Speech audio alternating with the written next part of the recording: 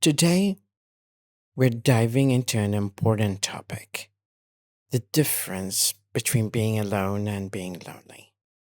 In our fast paced, technology driven world, learning to embrace solitude is more crucial than ever.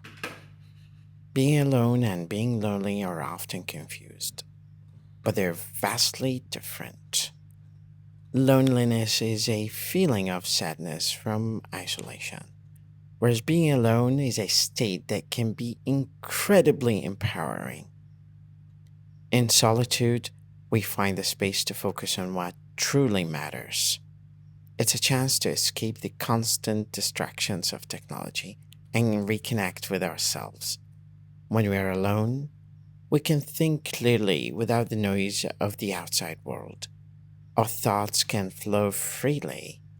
Albert Einstein once said, I live in that solitude, which is painful in youth, but delicious in the years of maturity. Solitude allows for uninterrupted reading, letting us dive deeper into books and ideas.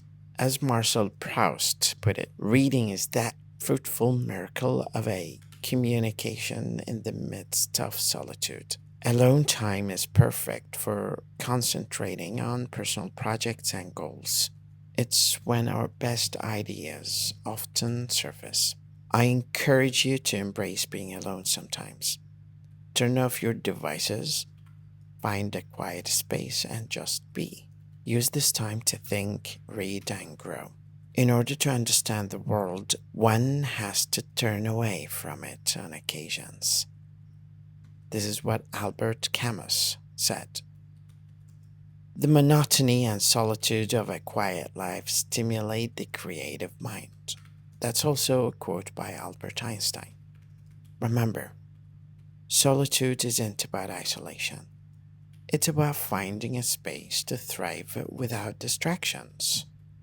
Embrace it and watch how it transforms your life.